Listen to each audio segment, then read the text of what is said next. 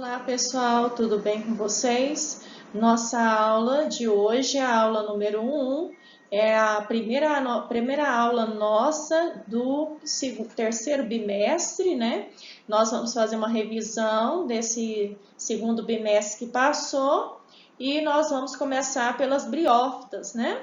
Pelas plantas avasculares. Essa aula ela corresponde ao terceiro bimestre, esse mês de agosto, mas esse conteúdo é revisão do segundo bimestre, tá? É só para deixar bem claro, para não haver confusão, ok? Então, tá bom, vamos começar então. Quem são as briófitas? Briófitas são as primeiras plantas terrestres do nosso planeta. Então, primeiro surgiram as algas, né? As cianofíceas, as algas. E das algas marinhas surgiram as briófitas que se moveram para a terra. As briófitas, como foram as primeiras plantas terrestres, elas não possuem vasos condutores de seiva verdadeiras. Então, elas são plantas muito pequenas que são confundidas com mofo na parede. Essas briófitas, então, o nome dela vem brio, musgo, fiton, planta. São plantas terrestres, verdes, né? Pluricelulares. O que quer dizer pluricelulares? Tem muitas células, né? É mais de uma célula. O que quer dizer? São também eucariontes. O que são eucariontes? São células com carioteca, com membrana plasmática delimitando o núcleo dela. Então, toda célula eucarionte significa que é uma célula evoluída. É uma célula que possui material genético organizado dentro dessa célula. E também são autótrofos fotossintetizantes. O que são isso? Autótrofos porque produzem seu próprio alimento. E fotossintetizantes porque realizam fotossíntese, porque elas possuem pigmentos verdes, possuem os cloroplastos nas folhas. Então elas produzem lá, se bem que não são bem umas folhas verdadeiras, que nós vamos dar uma olhada ali, né? São chamadas de filóides, não são bem umas folhas verdadeiras, mas elas fazem a fotossíntese sim. Nós vamos olhar a anatomia dela no próximo slide. São também criptógamas. O que é isso? Quer dizer que os gametas delas são escondidos. Os gametas são escondidos dentro de uma cripta. O que é isso? Dentro de uma cápsula. Então, os gametas sexuais, os esporos delas, são escondidos dentro dessas criptas. Não é visível. E esses organismos, essas estruturas que produzem esses gametas. Também não formadoras e nem de semente, não formadores de sementes. Por que elas não formam sementes? Porque como elas não têm uma estrutura muito grande, elas não têm estrutura para formar uma semente, para formar um fruto verdadeiro. Elas são muito pequenas, são 20 centímetros, então não dá para formar um fruto dela. São atraqueófitas. O que é isso? Avasculares. O que é isso? Não tem vasos condutores de seiva verdadeiros, como no caso das gimnospermas, que são sementes cruas, nuas, né? E angiospermas, que são frutos com sementes, né? Então, essas angiospermas e as gimnospermas, mangueira, pinheiro, né? Pinheiro, gimnosperma, a manga, angiosperma, não tem, esses dois, angiosperma e gimnospermas, possuem vasos condutores de seiva, porque eles têm altura bem elevada, né? Uma estrutura com raiz, caule e folha bem separadinho, bem organizado. A seiva bruta com sais minerais são sugados pelas raízes, passam por fora pela a seiva bruta, esses nutrientes, sais minerais sobem pelas raízes, pelos vasos condutores, sobem pelas raízes, chegam nas folhas, chega na folha, realiza a fotossíntese e volta por dentro do caule a seiva elaborada, distribuindo por todo o corpo da planta. Isso acontece nas gimnospermas e angiospermas, mas nas briófitas não.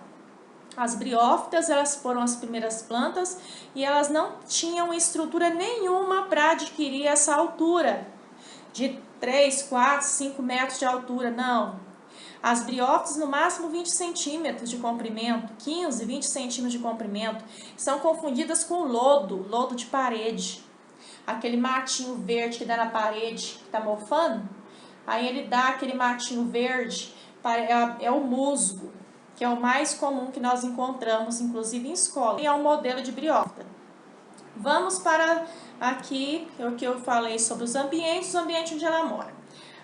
O ambiente onde a briófita fica instalada são ambientes muito úmidos e sombreados. Por quê? Ela não suporta muito insolação, porque ela precisa de umidade para ocorrer a reprodução. Obrigatória a água na presença da reprodução dela. Para ela ocorrer reprodução, para ter união de gametas, porque a reprodução dela é sexuada, para acontecer essa reprodução, precisa de água, então ela fica sempre em ambientes úmidos e sombreados, paredes molhadas com infiltração, dá muito do lado de fora, perto do quintal da casa, dá muito musgo na parede, em rochas, em pedras. Bom, matas tropicais, as briófitas também são abundantes, sua cobertura densa, né? Um tapete verdinho, macio. Barrancos, solo úmido, troncos de árvores, né?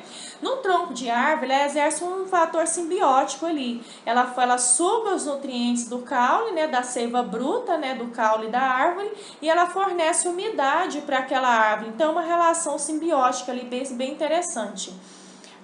Algumas espécies também são aquáticas e dulcícolas, são encontradas submersas ou flutuando sobre as águas, mas nunca marinhas, porque elas são uma espécie evolutiva das algas, então elas não são marinhas. Aqui eu coloquei um slide aqui com uma foto bem aumentada. Esse primeiro aqui é o musgo de parede, que é o que a gente vê, aquele tapete macio que a gente passa a mão assim, tá aquele verdinho. E esse daqui é uma microscopia dela. Aqui dá para ver bem a calíptra. A calíptra onde contém toda a parte diploide do gametócito. Então, esse daqui é um musgo, esse aqui é um musgo, esse é o mesmo desse. Só que esse aqui está na microscopia eletrônica, então a gente pode ver que ele tem uma calíptra. Essa parte aqui é o esporófito, que ela é temporária, né? E essa parte verde é onde realiza a fotossíntese. Essa parte verde aqui, ela é duradoura, é a parte gametofítica, é a parte verde, é a parte de gametas haploides, parte N. E essas daqui são a parte esporofítica, a parte temporária, a parte que já está fecundada e que vai eliminar esporos. Os esporos, então, vão ficar presos nessas calíptas, nesses criptas aqui, ó, que são essas caixinhas que elas explodem e liberam esses esporos, e cada esporo vai formar um musgo. Bom, aqui nesse próximo slide, nós podemos ver que a briófita ela pode ser tanto primitiva quanto mais evoluídas. As mais primitivas são as hepáticas e os antóceros, muito semelhantes com as algas, que a gente já viu ali, que a gente não vai adentrar na anatomia das hepáticas. Eu só falei que elas são chamadas hepáticas porque elas se parecem muito com um fígado, né? Mas nós vamos adentrar mais nos musgos, que é o foco do vestibular, do Enem, né? Do Enem, que é o foco de vocês agora. Ou também as briófitas também podem ser as mais evoluídas, como os musgos, que já possuem estruturas diferenciadas, rudimentares, que é o que nós vamos falar aqui. Dá uma olhada nesse desenho aqui que eu coloquei, que eu vou colocar o maior ali no próximo slide. Mas dá uma olhada nesse daqui. A estrutura de um musgo. A estrutura de um musgo, ele não tem raízes verdadeiras, então ele tem um caule subterrâneo.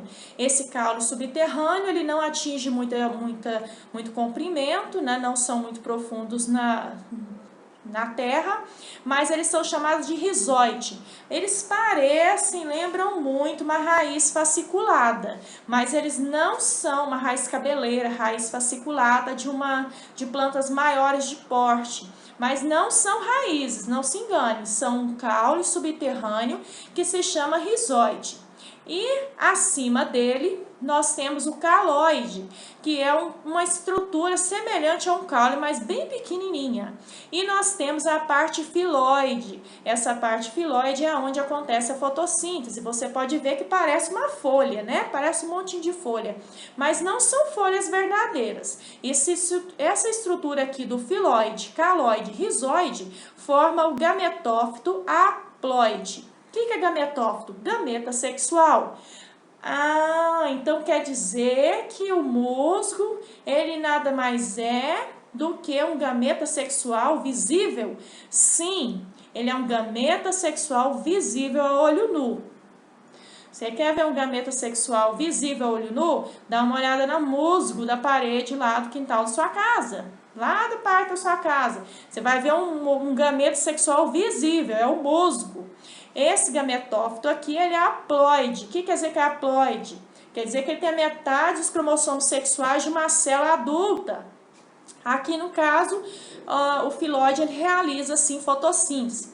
Então, a parte gametofítica aqui do musgo é a parte visível, é a parte daquele matinho verde lá, né, que a gente vê, e ele realiza fotossíntese. E essa parte esporofítica é a fase temporária. Essa parte esporófito, esse esporófito é a parte diploide. Para que essa parte diploide apareça, ela tem que ser fecundada. Quer dizer, então, que esse esporófito, ele é feminino? Sim, o esporófito é feminino. Por quê? Porque ele é a parte que vai ser fecundada. Nós temos gametófitos masculinos e gametófitos femininos. Mas o gametófito feminino é que vai ser fecundado e é exatamente o gametófito feminino que vai se transformar, que vai dar origem ao esporófito, que vai formar a calíptra, que vai formar os esporos. E esses esporos, qual é o sexo desses esporos? Os esporos vão formar novos gametófitos. Mas então esses esporos podem ser masculino ou feminino? Sim, os esporos podem ser tanto masculinos quanto femininos. Vai depender do quê? Vai depender da divisão celular ali dentro da calíptra. Somente isso. Então vamos lá, eu deixei um textinho aqui. Tudo que eu falei está no texto, está no slide, né? Eu estou falando de forma mais rápida para o nosso slide não ultrapassar uns 25, 30 minutos no máximo.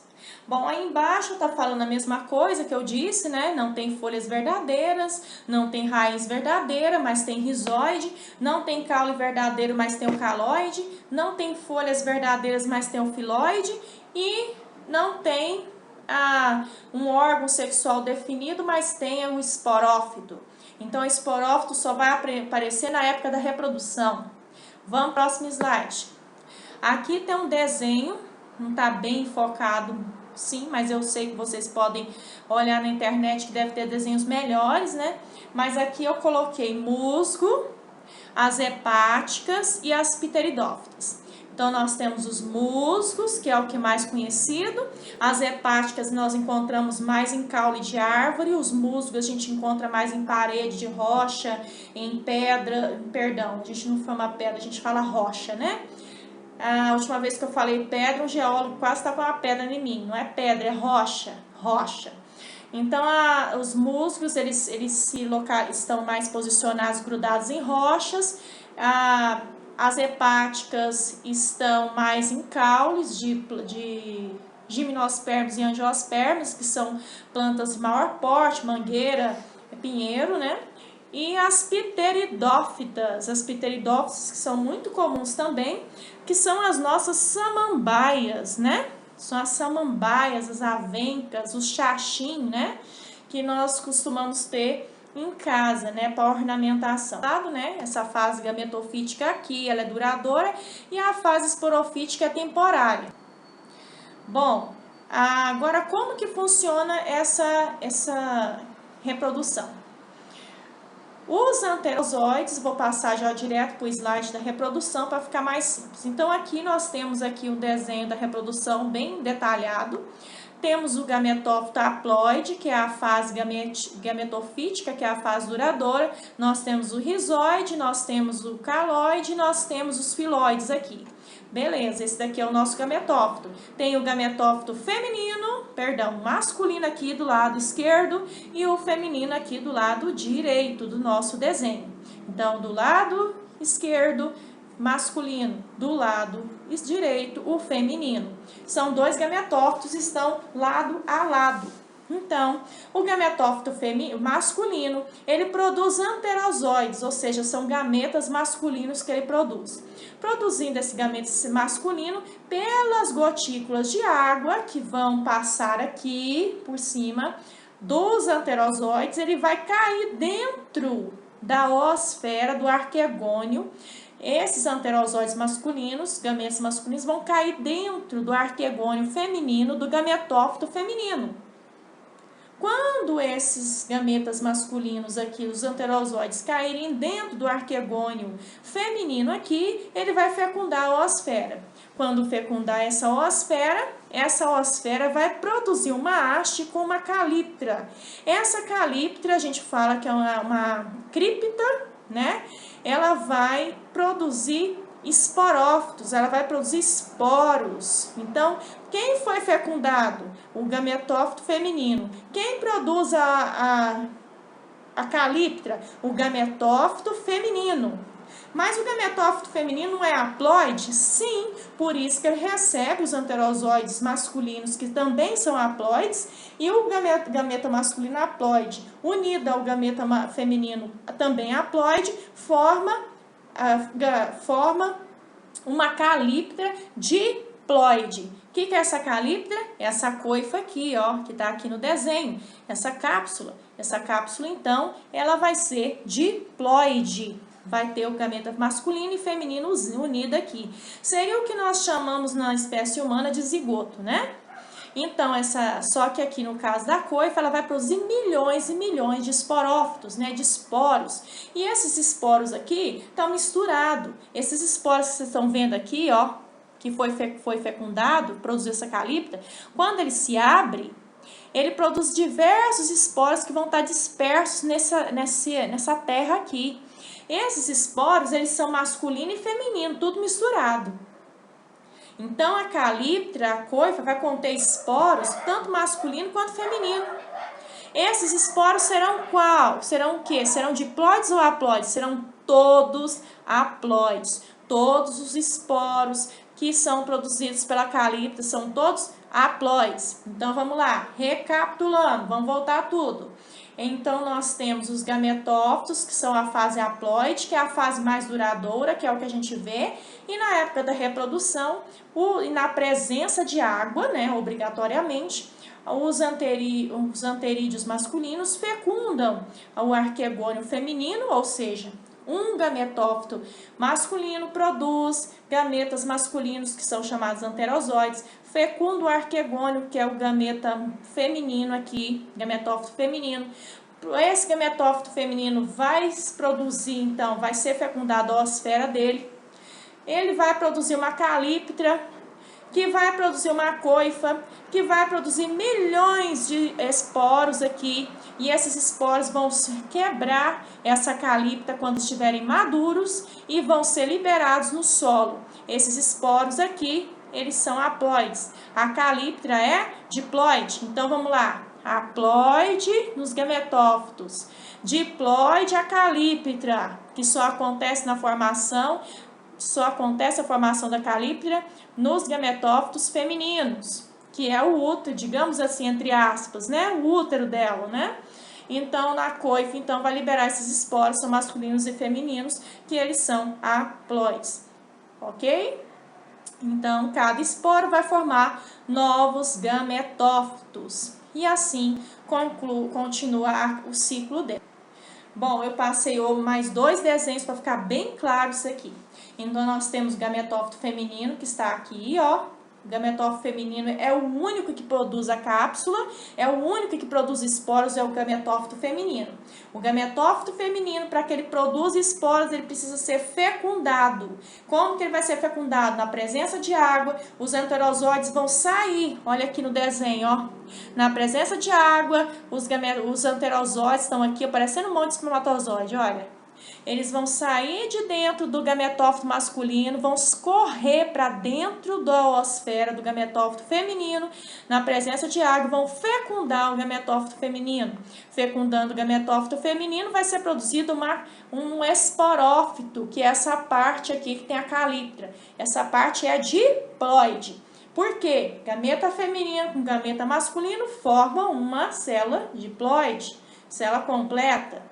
Então, vai formar uma calíptra, essa calíptra vai formar vários esporos que vão ser eliminados novamente no solo para produzir novas plantas que são os gametófitos, né? Que são os musgos. Quem são os musgos, afinal? Os gametófitos.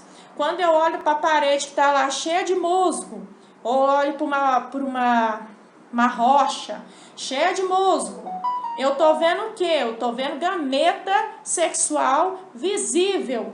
Qual planta que eu vejo isso? As briófitas. Briófitas são as únicas. Aqui também os gametófitos, que eu falei a mesma coisa, né? O desenho. Aqui tá bem claro, ó. Rizoide. O gametófito é haploide, fase duradoura, clorofilado e sustentável. O esporófito diploide, fase passageira, aclorofilado. O esporófito não realiza fotossíntese e é dependente de todos os nutrientes do gametófito, ok?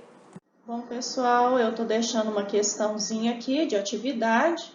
É uma única questão, lembrando que as informações desses slides têm que constar no caderno. São muitos slides? São, mas vocês podem prestar atenção que tem muita figura, então a gente não precisa dessas figuras no caderno, tá? É só mesmo a informação, se a gente juntar toda a informação, cabe numa folha de Chamex, essa informação toda. Então, é bem pouquinho, tem muita figura que não é necessária a figura, é só mesmo a informação, tá? E essa única questão aqui que é só marcar a correta. Ok? Então, fique com Deus até a nossa próxima aula, que nós vamos falar sobre continuação das plantas angiospermas, gimnospermas e as pteridófitas, ok? Tchau, tchau!